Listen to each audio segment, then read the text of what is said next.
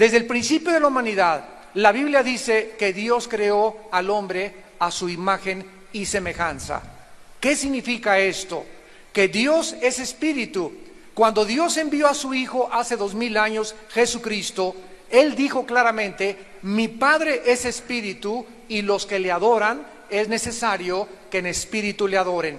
Entonces Dios nos crea a su imagen y semejanza como seres espirituales.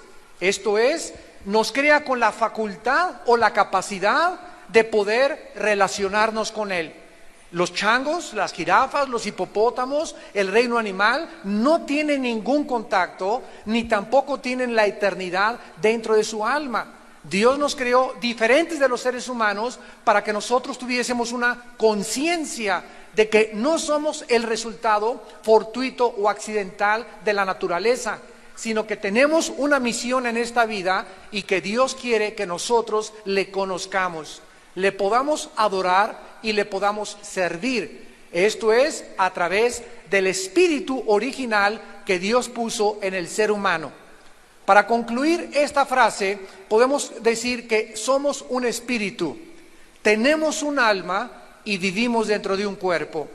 Otra vez, somos espíritu principalmente, es el principal componente del ser humano. En segundo lugar, tenemos un alma que es el asiento de las emociones, los sentimientos, la voluntad, el intelecto, es tu ego, es nuestro yo. Y todo esto vive encapsulado dentro de un cuerpo que es la botella o la parte externa del ser humano. Los psiquiatras, los psicólogos han tratado de ayudar al ser humano a través de la psique o solamente en el área del alma. Pero la Biblia nos dice que el problema humano trasciende totalmente la psique y el alma, porque la raíz del problema del ser humano no se encuentra en su mente, sino en su espíritu. Y como ningún libro, ni el Ramayana, ni el Popo, ni los Vedas, ni el Tripitaka de Buda nos dicen quiénes somos, el ser humano anda vagando, repito, buscando de filosofías en filosofías, de gurús en gurús, para poder encontrar la respuesta a estos cuestionamientos. Pero la Biblia nos dice también que Dios creó al ser humano con libre albedrío. ¿Qué significa esto? Que no eres un robot. No fuimos creados con una cuerda para que adoráramos y le dijéramos a Dios: te amo, te amo, te amo, sino que Dios puso dentro de nosotros la capacidad para que nosotros eligiésemos, para que pudiésemos determinar nosotros entre el bien y entre el mal. Dios le dijo a Adán y Eva, a la primer pareja en el huerto del Edén: ustedes no son dioses, ustedes no son autónomos, ustedes tienen que depender de su creador. Y les delimitó, puso una línea divisora que no podían atravesar, porque el ser humano ha confundido la libertad con el libertinaje. Una cosa es que seamos libres y otra cosa es que abusemos de esta libertad.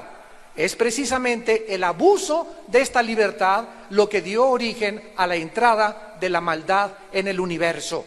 ¿Qué cosa es la maldad? Tampoco nadie la puede definir más que la Biblia.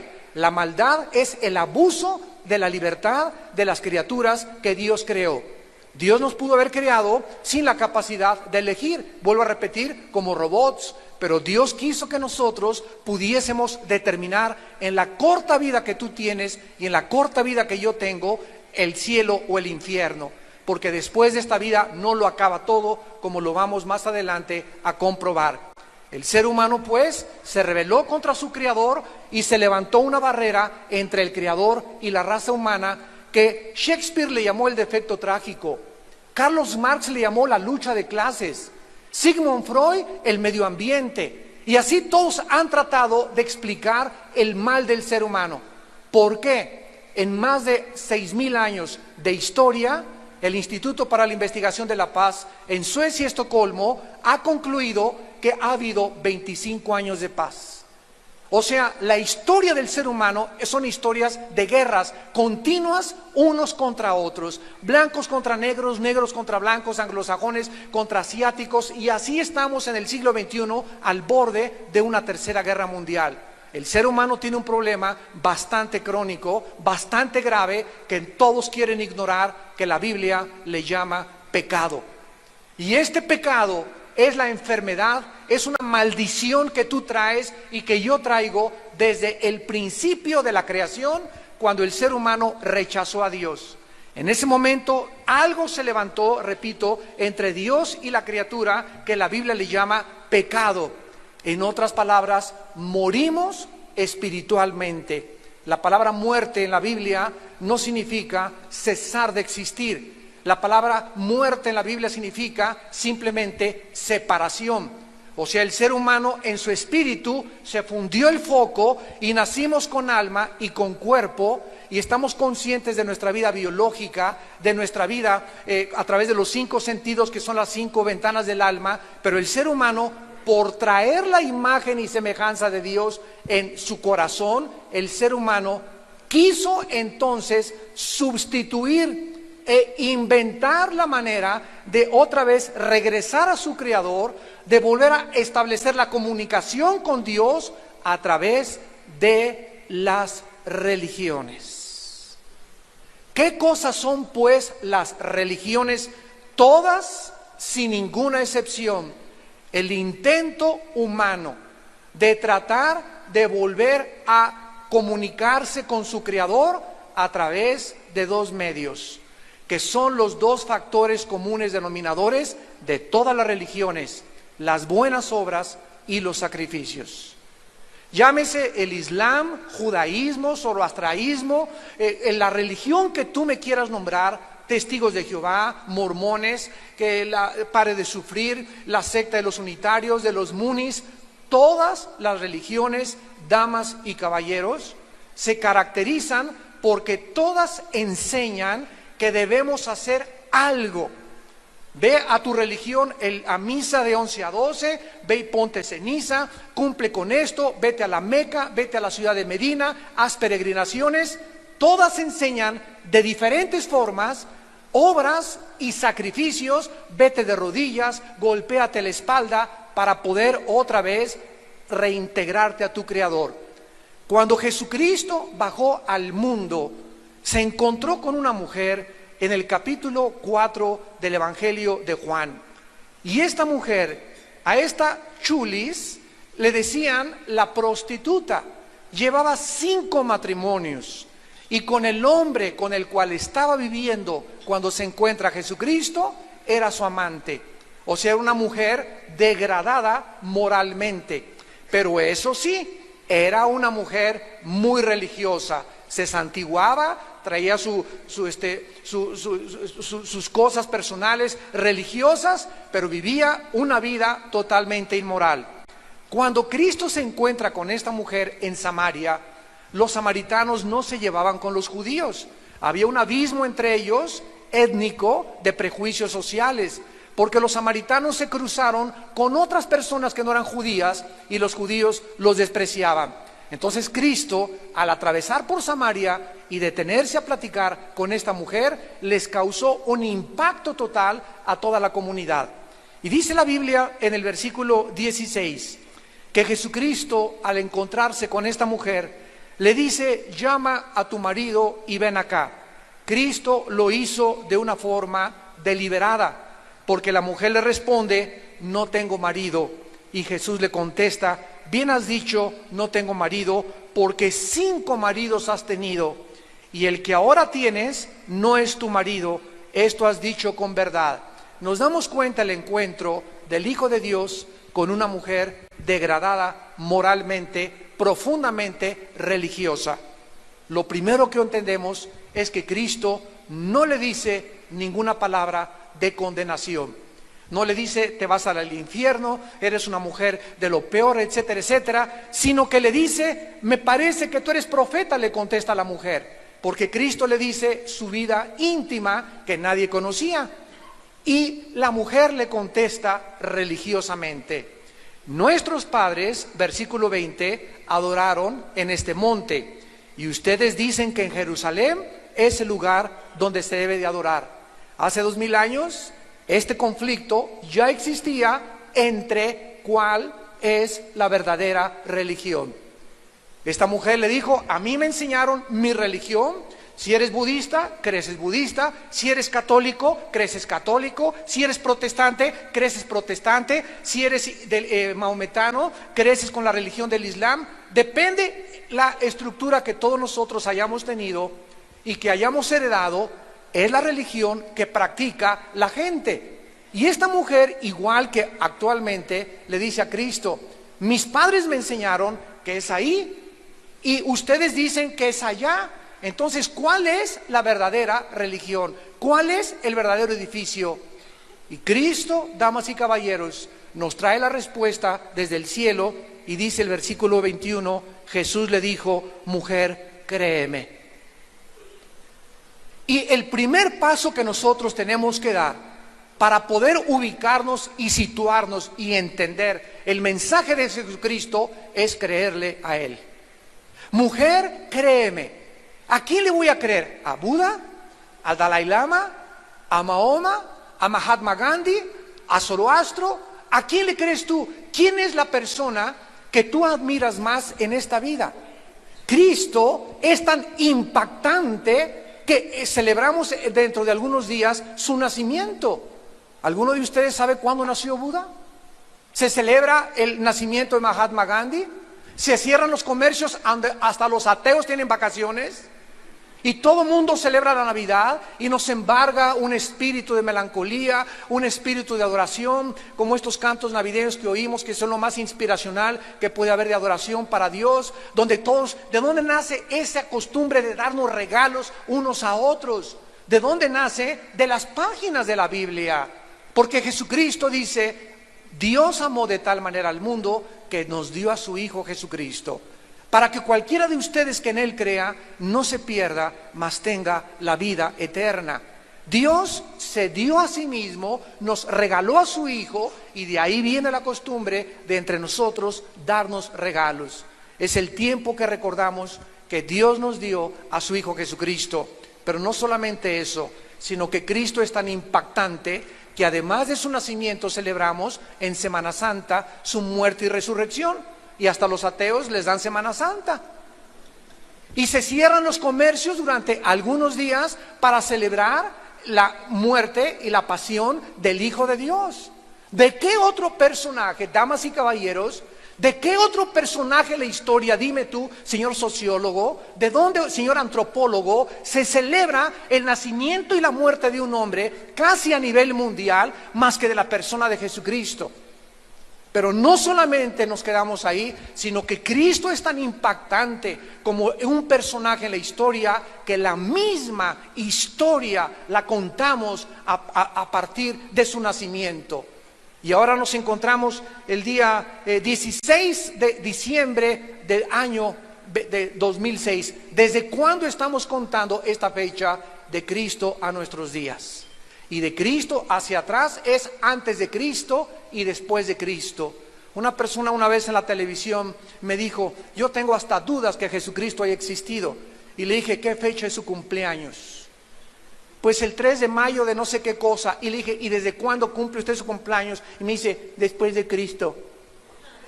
Es increíble cómo la gente puede hablar tantas sandeces cuando estamos marcados históricamente mediante el nacimiento y la muerte del Hijo de Dios. Entonces Cristo comienza diciéndole a la mujer: créeme. Y todos nosotros tenemos la misma oportunidad también. Yo, antes de ser cristiano, heredé la religión que todos hemos heredado, porque nos las han transmitido nuestros padres. Y recuerdo cuando una persona me dijo: Armando, si tú te vas al infierno, no le vas a decir a Dios, es que esta es la religión, porque tenemos la responsabilidad todos delante de Dios de buscar por nosotros mismos, porque Dios no tiene nietos, ni tiene sobrinos, tiene solamente hijos e hijas. Entonces yo tuve que venir a la Biblia, comenzar a examinar la Biblia a la luz de todas las filosofías y religiones que yo había estudiado: psicología, ciencias políticas, filosofía y letras, etcétera, etcétera, y convencerme que nadie ha hablado como este hombre y que la Biblia es inigualable. Nadie actualmente en el mundo puede atreverse a decir que hay un libro superior a la Biblia. Nadie, jamás en mis 28 años que tengo de predicar el Evangelio, me he encontrado a ninguna persona, ni ateos, ni a comunistas, ni agnósticos, ni escépticos, que se atrevan a decir: te voy a presentar un libro que es mejor que la Biblia. Porque la Biblia es el único libro que tiene los registros históricos, científicos, genéticos, antropológicos, psicológicos, de literatura, de arte y de cualquier otra disciplina académica y genética que ningún otro volumen lo tiene.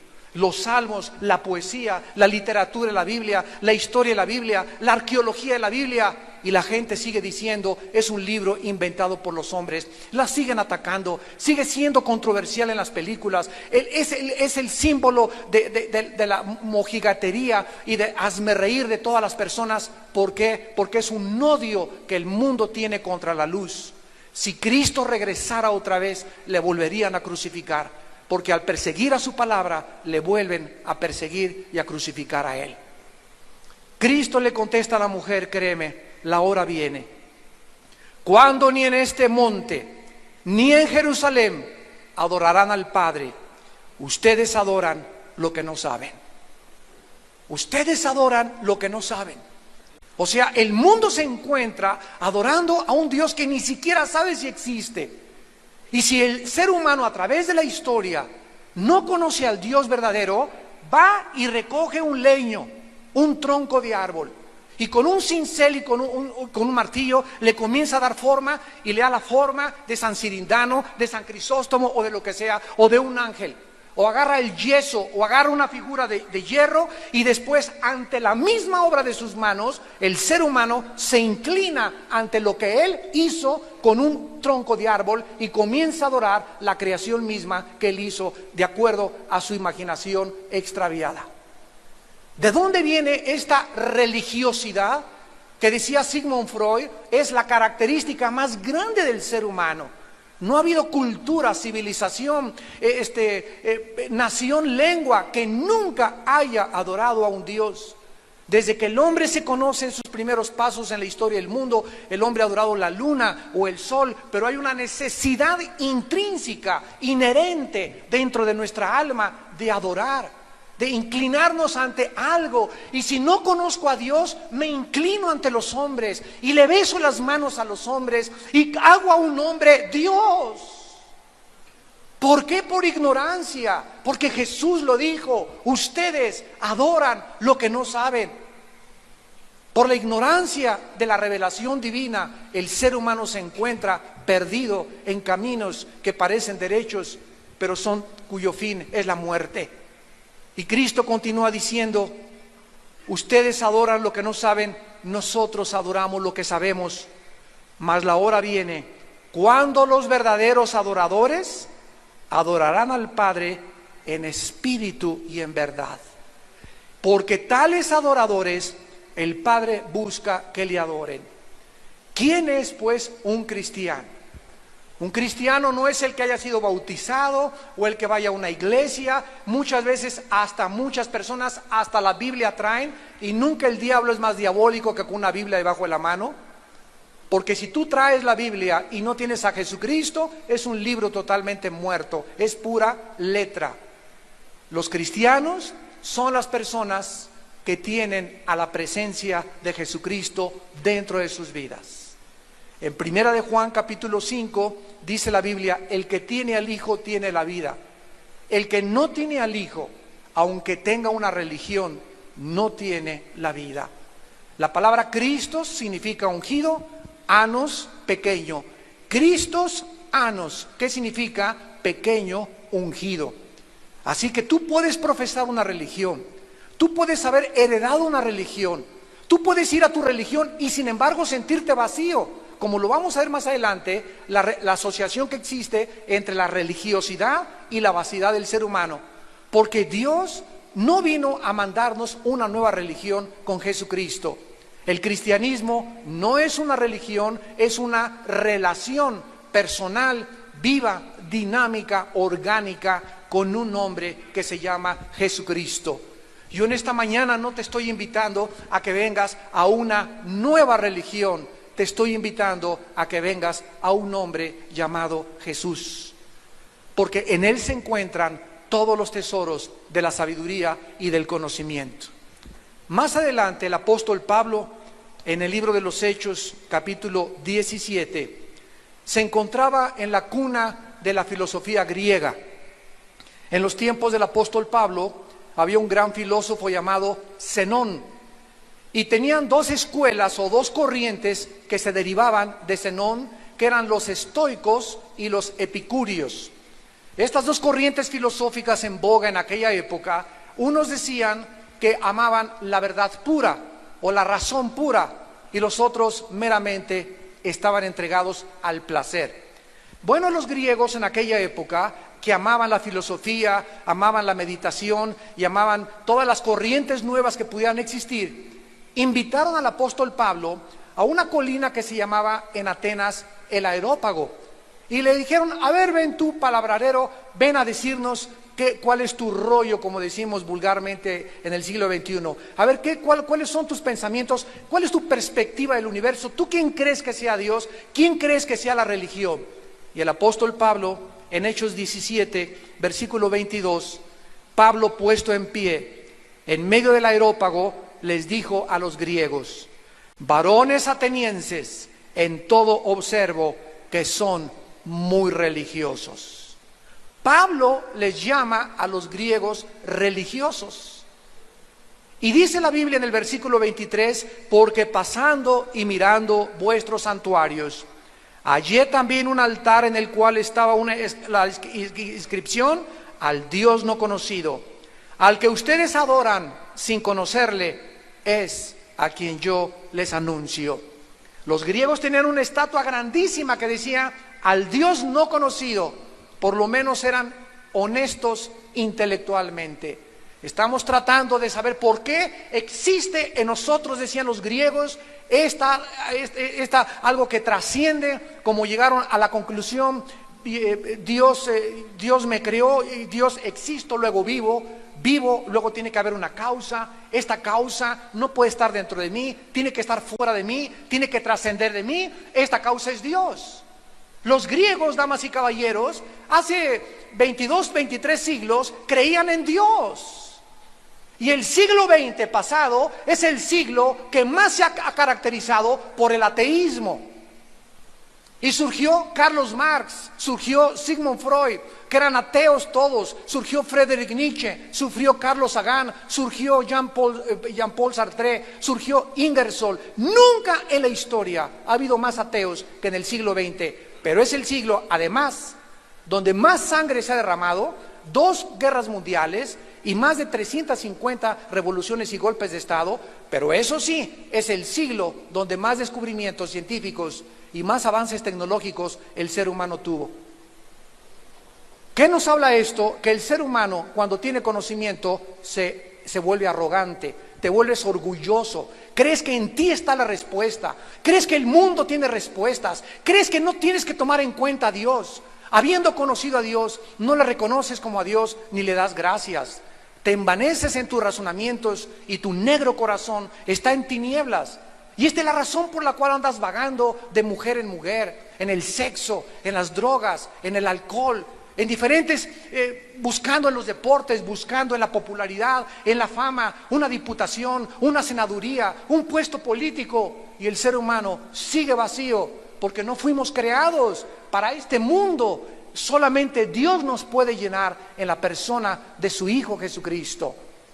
Pablo continúa diciéndoles: yo les anuncio al que ustedes no conocen, y vean ustedes lo que la Biblia dijo hace 2000 años del Dios verdadero, el Dios de la Biblia, el único y verdadero Dios, el Dios que hizo el mundo y todas las cosas que en él hay, siendo Señor del cielo y de la tierra, no habita en templos hechos por manos humanas.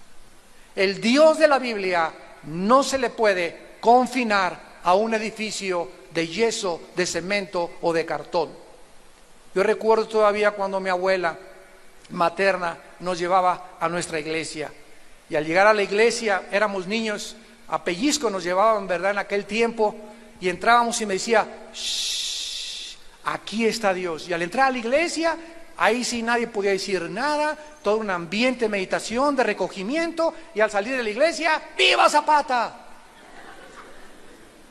O sea, solamente teníamos ganas de orar, ¿y a dónde íbamos? No oraba en Chapultepec, ni oraba junto a mi cama, teníamos que ir a la iglesia, y ahí había reclinatorios para arrodillarnos, porque nos enseñaron de que ahí estaba Dios, en la iglesia, y la Biblia dice lo contrario. Damas y caballeros, dice Jesús, créanme, a mí, no a tu abuelita. Ni en lo que los hombres nos han transmitido a través de tradiciones. Ese es el dilema en el cual tú te enfrentas en esta mañana al escuchar el evangelio de la gracia de Dios. ¿A quién le vamos a creer? El Dios que habita en el cielo no habita en templos hechos por manos humanas, ni es honrado por manos de hombres como si necesitara de algo, pues Él es quien da a todos la vida y el aliento y todas las cosas. Y nos acostumbraron a que le lleváramos una veladora, a que le lleváramos esto, a que le entregáramos esto, y la Biblia dice, esto Dios no nos los ha pedido. No hay nada que le podamos dar a Dios que le pueda agradar a Dios, porque la Biblia dice que la única forma de agradar a Dios es a través de creerle a su Hijo Jesucristo. Creer en Dios, crean también en mí, dijo Jesucristo, en la casa de mi Padre muchas moradas hay. Voy a preparar lugar para ustedes, para que donde yo estoy, ustedes también estén.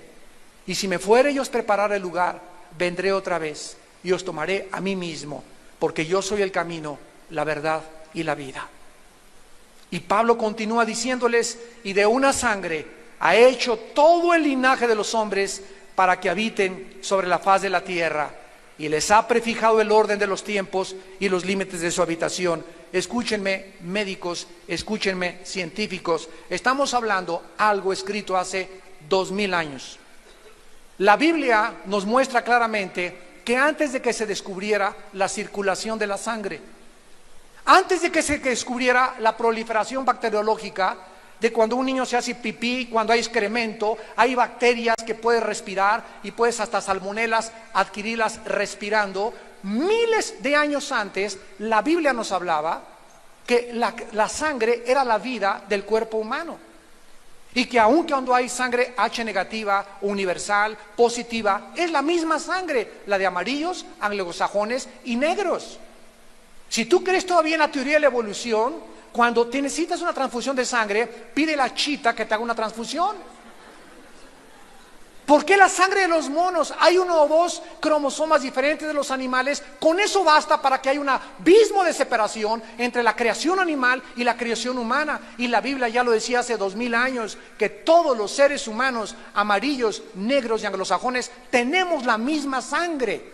Somos el mismo linaje. No hay una raza subhumana, somos humanos. No hay raza de negros, raza de amarillos, somos raza humana. No son 3 razas, somos una sola raza. Y les ha prefijado el orden de los tiempos y los límites de su habitación. En 1969 se intentó llegar a la Luna. Y no hemos pasado de la Luna. Andamos haciendo pininos en Marte y mandando sondas, etcétera, etcétera. Y ahora hasta hemos llegado al colmo de planear ya para el año, dentro de 15, 20 años, las lunas de miel en la Luna. ¿Quién se quiere ir a la luna de miel? Oye, Cancún, Puerto Vallarta está 1000 veces mejor que la Luna. Allá a lo mejor se divorcian en la Luna. Dios lo estableció, señores astronautas, hace 2000 años, que el ser humano no iba a pasar. Nos prefijó el orden de los tiempos y los límites de nuestra habitación. Nos puso una casa que es este planeta, con unas puestas de sol increíbles, valles, montañas, aguas, ríos, pájaros, belleza, 4 estaciones del año, etcétera, etcétera. ¿Por qué nos queremos salir arriba y por qué queremos sumergirnos a una Atlántida, inventar una ciudad y meternos ahí cuando tenemos un planeta que en el sistema solar es absolutamente inigualable? Porque el hombre nunca está conforme con lo que tiene. Y esta inconformidad, ¿de qué te habla? De que no estás satisfecho. Ya tienes una esposa guapa, quieres 3 Miss de América. Ya tienes un hombre que te provee, quieres tener otro, 2 o 3 o 4. Ya tienes 2 casas, quieres 3 casas. Tienes 2 coches, quieres 3 coches. Y después tienes un avión y quieres más. Y tienes esto y más y más y más. Es una hambre insaciable del ser humano por poseer. Y Cristo contestó, la vida del hombre no consiste en la abundancia de los bienes que posee. Nada podrá satisfacer tu vacío espiritual más que la persona del Hijo de Dios. A continuación vemos nosotros en el libro del Génesis capítulo 11, la primera religión colectiva o mundial de la Biblia y de la historia en la famosa Torre de Babel. Hasta el capítulo 11 del Génesis, el ser humano no se había congregado, no se había reunido con otros seres humanos para adorar algo o a alguien. Entonces, repito, como el ser humano nació muerto, separado espiritualmente de Dios, y traemos la eternidad dentro de nuestra alma. Aquí algo nos dice que después de la vida, después de la muerte, tiene que haber algo. Los egipcios se enterraban con su comida, le ponían la espada a los muertos. Los chinos, todas las civilizaciones y culturas han profesado que hay algo después de esta vida. Y este es el dilema del ser humano, que no sabe qué es lo que hay después de esta vida. Gracias a Dios que hay un hombre que ya estuvo muerto y fue sepultado y resucitado a los 3 días. Y después de regresar de la muerte nos dice que Él es la resurrección y la vida. Y que si Cristo resucitó, entonces sí hay resurrección de muertos. Sí hay una vida después de la vida esperándonos. Somos peregrinos por este mundo nada más. Y tenemos que creer las palabras de Cristo para que tú puedas salir por esta puerta en esta mañana con una esperanza que tal vez nunca te imaginaste que iba a comenzar a nacer en tu corazón en este momento. En Génesis 11 se levantan una torre y dicen los seres humanos por primera vez en la historia, versículo 4, edifiquémonos una ciudad y una torre cuya cúspide llegue al cielo, y hagámonos un nombre, por si fuéramos esparcidos sobre la faz de la tierra. Aquí encontramos la primera rebelión masiva en contra del Creador. Aquí encontramos el origen masivo de las religiones a través de la historia. Hagámonos un nombre. Entre nosotros juntémonos y levantemos al ser humano. Y esto se llama en la filosofía el humanismo. No lo confundas con el humanitarismo. El humanismo es, en el principio el hombre hizo los cielos y la tierra. El hombre es el centro de la creación. El hombre es capaz de resolver todos sus problemas. El hombre tiene la capacidad, no las Naciones Unidas, si nosotros vamos a resolver los problemas económicos y políticos de la humanidad. El hombre podrá acabar con las guerras. Viene el siglo de oro o los ovnis van a venir a rescatarnos. Todos estos sueños marihuanos, porque es lo que son, fruto del opio, fruto de la imaginación humana, son contrarios totalmente a la revelación de la Biblia. Pero eso sí, prefieres creerle a tu gurú que a Jesucristo. Prefieres creerle a otra persona religiosa que es tu ídolo, que al que murió en una cruz hace 2000 años a través de su sangre derramada en una cruz. ¿A quién le vas a creer? Es que es tan sencillo, tan elementalmente sencillo, secundariamente complicado para muchos. El poder realmente, con la lógica que tenemos y la inteligencia que nos ha dado, es cuestión de lógica elemental. ¿A quién le voy a creer? Si Jesucristo es Cristo, si Él es el Hijo de Dios, yo necesito conocerlo, necesito seguirlo, necesito rendirle mi vida, porque Él nos vino a advertir que hay un juicio que viene a la humanidad. Él bajó del cielo a advertirnos que hay un infierno y que después de la vida millones de personas morirán e se irán al infierno. Eso no importa si lo creas o no lo creas, porque eso no deja de ser verdad. Yo no te voy a decirte, te voy a creer porque no lo crees o porque eres escéptico. Cristo lo dijo y me basta. Y si Él es la autoridad con la que Él vino a hablarnos y decirnos el futuro de nosotros, entonces es necesario que en esta mañana le consideres como tu Señor y como tu Salvador. Hagámonos un nombre y levantemos hasta el cielo nuestro nombre. Esta es la primera vez, damas y caballeros, donde las religiones se unen con la brujería. Aquí encontramos que estos hombres, al levantar la torre al cielo, comenzaron a adorar a los signos del zodíaco. Y hay una grande relación, y tú lo puedes estudiar en las religiones, hay una profunda relación entre la religión y la brujería. Yo recuerdo hace muchos años a una mujer en Tlatelolco que se llamaba Doña Pachita. Esta mujer tenía fuera de su departamento unas limusinas y carros de políticos y de personajes deportistas, y curaba milagrosamente. Y cuando entrabas ahora sí que a su oficina o a su quirófano, como le llamaba ella, tenía una estatua de San José Bautista, San Crisóstomo, Santa Rita de Casia, tenía al diablo, tenía al arcángel Miguel, tenía a Jesucristo y tenía a Buda. Y lo primero que ella decía es que ella era muy religiosa. Qué interesante que la mayor parte de los brujos se persignan. La mayor parte de los brujos invocan a Dios, o invocan a santos, o invocan a personas que en este momento me escuchan y practican la astrología, no la astronomía, la astrología, y diario oyes a Walter Mercado.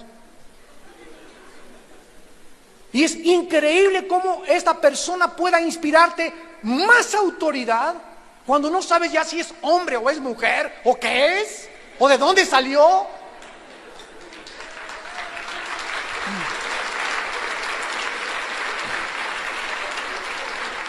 Damas y caballeros, ¿de qué nos habla esto? ¿De qué nos habla esto? Al grado de estupidez a la que el ser humano ha llegado intelectualmente. Es increíble. Personas cultas, personas estudiadas. Cuando Hitler engañó a Alemania, no engañó a 85 millones de indígenas, ni desletrados, ni ilustrados, como decía Cantinflas. Eran 85 millones de alemanes, abogados, licenciados, químicos, físicos, matemáticos, que fueron engañados y creyeron que el Tercer Reich o el Tercer Imperio duraría 1000 años. Yo oigo ahorita un político que me diga, mi imperio va a durar 1000 años, y voy a decir, tómate tu chocho. ¿Cómo puede el ser humano tener una capacidad de creer más fácil a un gurú? Cuando el gurú Maharaji llegó a Los Ángeles, después de que los Beatles fueron a la India a traer la droga, la marihuana, y a traer el hashish, y a traer el mundo de las drogas y las filosofías orientales a América, al llegar al aeropuerto, el Maharaji Yoga dijo, ha llegado Dios a Los Ángeles. El Dalai Lama le dijo al Papa Juan Pablo II en 1994 que él era Dios. Me acuerdo en aquella época le mandé un correo y le dije, si usted es Dios, señor Dalai Lama, por favor díganos cuándo va usted a morir y cuándo va usted a resucitar, porque solo ha habido un hombre en la historia que ha dicho, yo voy a morir a los 3 días y a los 3 días voy a resucitar. Anunció con anticipación que él iba a morir y resucitó para demostrarnos que él es la vida eterna.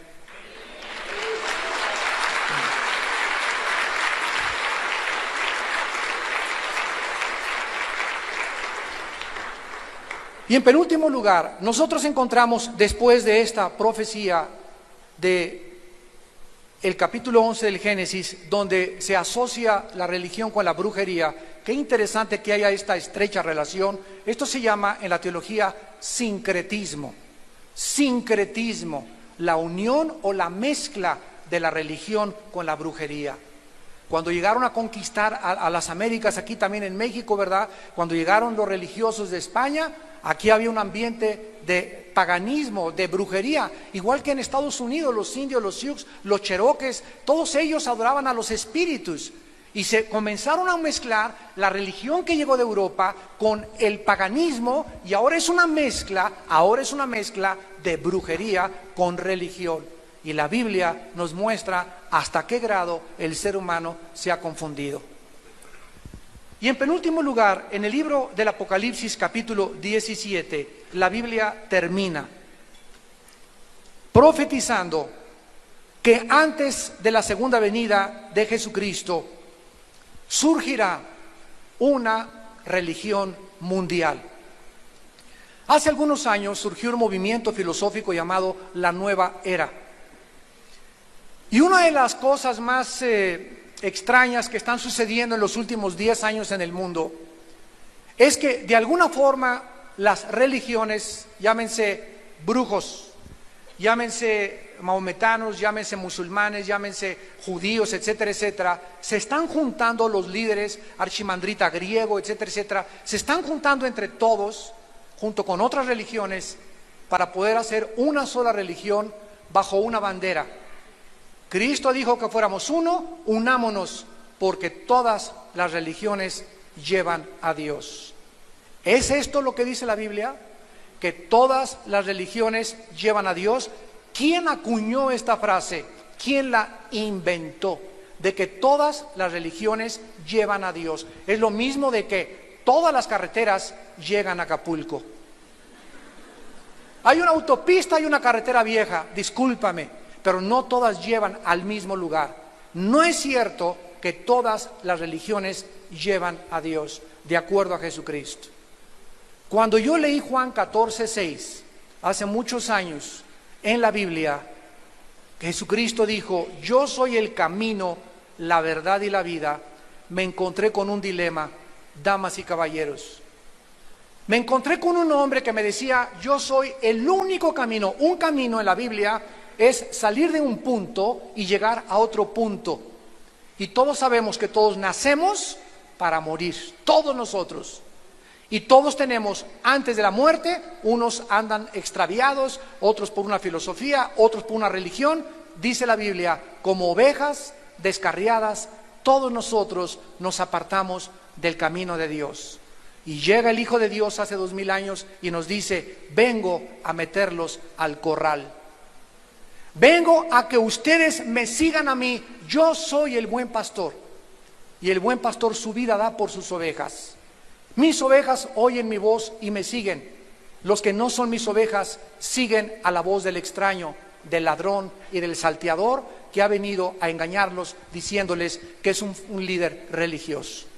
Cristo nos dice que Él es el único Mesías, el único líder religioso entre las religiones falsas que hemos inventado todos nosotros, a quien debemos de creerle y a quien debemos de seguir.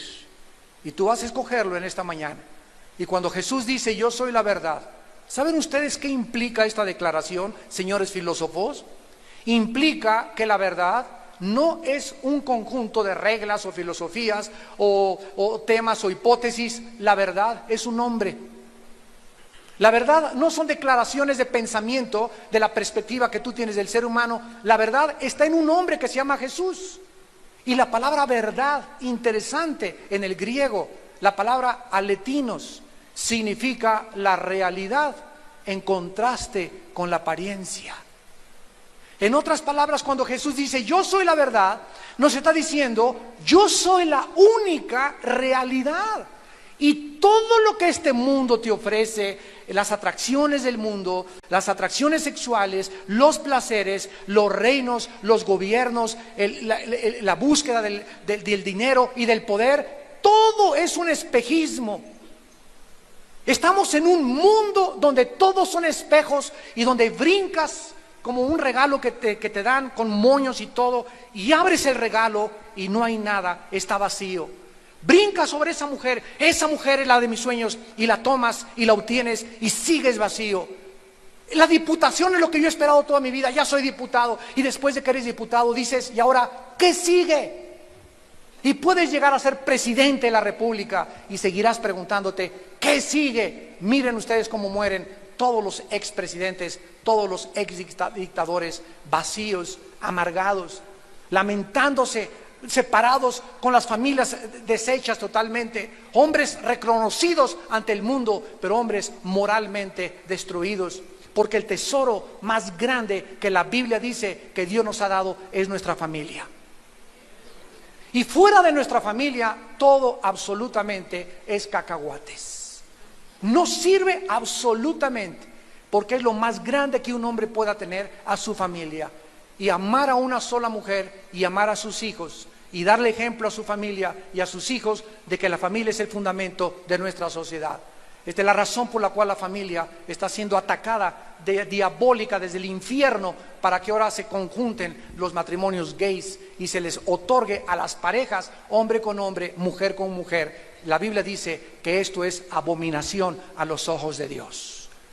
Y en Apocalipsis 17 la Biblia se termina mostrándonos a una religión simbolizada por una mujer.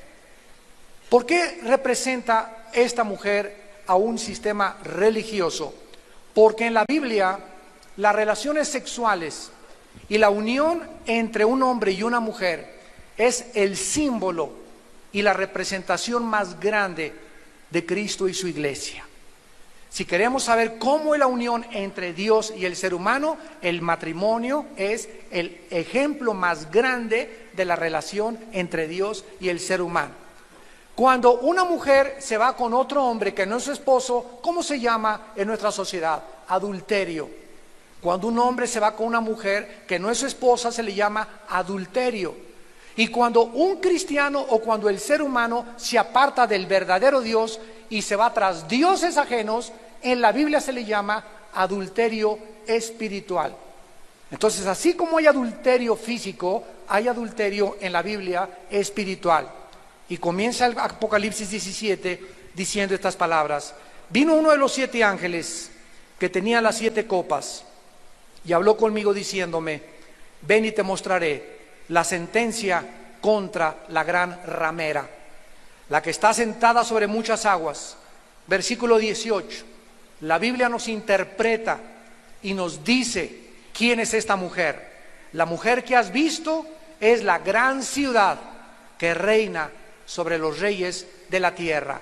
Entonces tenemos aquí a un sistema religioso asentado sobre una ciudad. Esta ciudad se va a convertir en el centro de la adoración mundial.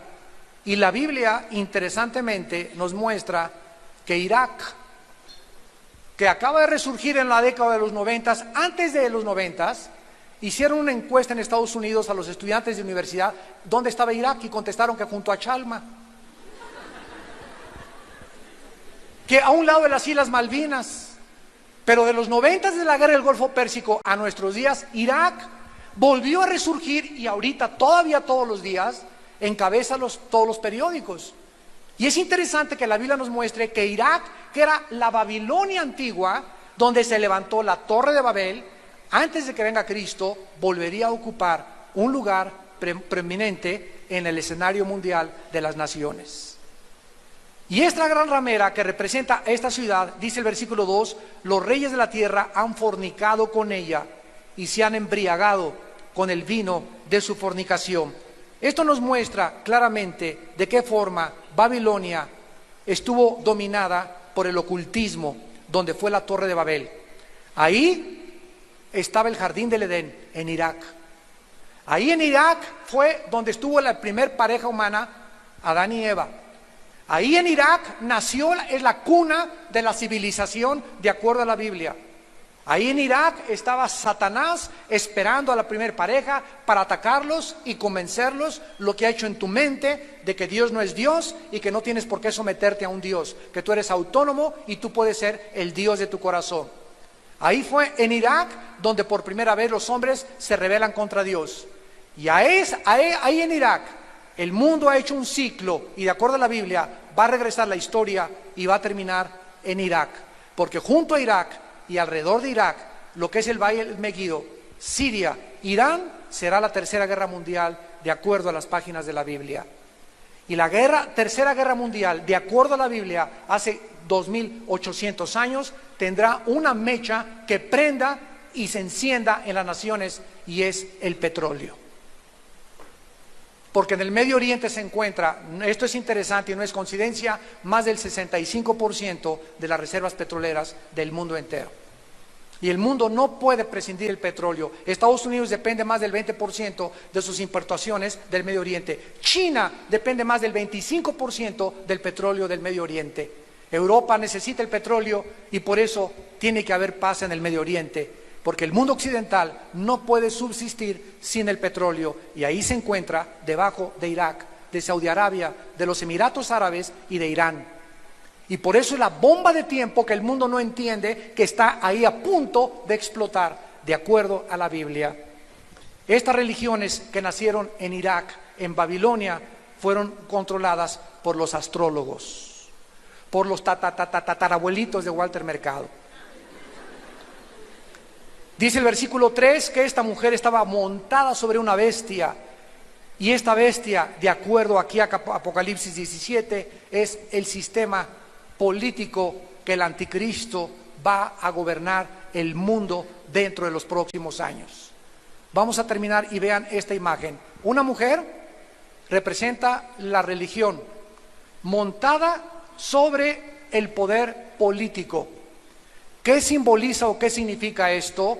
Que a través de la historia siempre ha sido la religión la que ha controlado el poder político.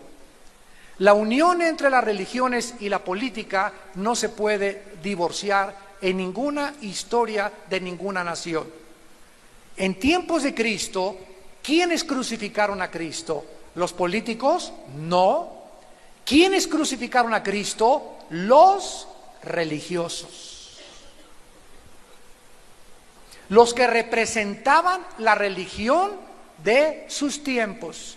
Fueron con el poder político, con Pilato, y le dijeron: entréganos a ese hombre y crucifícalo. Y el poder político, bajo la influencia y la presión del poder religioso, entregó a Jesucristo en las manos del poder religioso. Y esto se va a volver a repetir otra vez. Cuando la futura religión mundial se una, va a controlar por algunos años al anticristo. Y va a tratar de dominar la religión al poder político otra vez.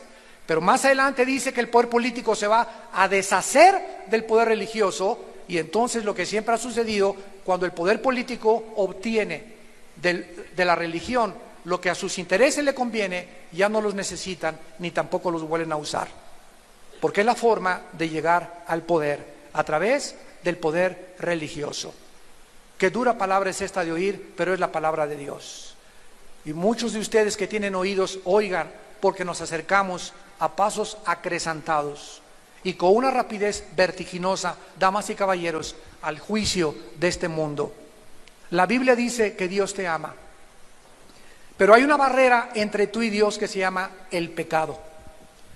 Y ese pecado tú tratas de limpiar tu conciencia con tu religión, pero tú sabes en tu conciencia que no tienes paz, que te sigue atormentando los abortos que tuviste. Tal vez asesinaste en el pasado, tal vez enterraste a tu abuelita en el jardín de tu casa, tal vez mataste a tus hijos en el pasado, tal vez llevas 5 divorcios o 7 divorcios. ¿Saben ustedes que Jesucristo nos vino a traer buenas noticias? ¿Y saben cuál es el mensaje de Jesucristo? He venido a buscar a los enfermos, no a los que no tienen necesidad de médico. Y si tus pecados fueran tan negros como el carbón, bajo mi sangre volverán a resplandecer como la nieve. En la sangre de Cristo hay perdón de pecados. Dios manda a su Hijo con un mensaje de advertencia porque viene el juicio. Y el mensaje es: arrepiéntete de tus pecados. Cambia tu manera de pensar respecto a la vida, respecto a Dios, respecto a tu familia. Tienes que transformarte en una nueva criatura, y eso tu religión no lo va a poder lograr, solo la persona del Hijo de Dios. Si tú le das cabida en tu corazón en esta mañana, si tú le abres tu vida, si lo invitas a tu matrimonio, a tu familia, con tus hijos, porque solo Él tiene el poder de transformar y cambiar nuestra vida en una vida nueva.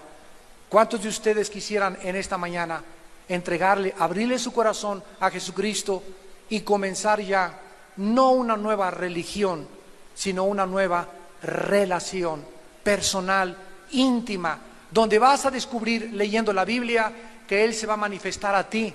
Tú vas a descubrir que Él vive. ¿Qué hizo que los cristianos se enfrentaran al César y le dijeran: tú no eres Dios? Quémenlos, échenlos a los leones. El circo de romano en Roma se encuentra todavía salpicado por la sangre de los mártires. Eran hombres y mujeres que estuvieron dispuestos a tomar como basura el mundo entero por las palabras de aquel que les dijo: yo soy la resurrección y la vida. Si ustedes creen en mí, no morirán eternamente. Yo soy el camino, la verdad y la vida. Yo soy el pan que descendió del cielo. Yo soy la luz del mundo. El que me sigue no andará en tinieblas. Yo soy el buen pastor, nada te faltará. En lugares de delicados pastos te haré descansar, confortaré tu alma. Te guiaré por sendas de justicia, por amor de tu nombre. Y aunque andes en valles de sombras y de muerte, no volverás a tener miedo, porque yo estaré contigo.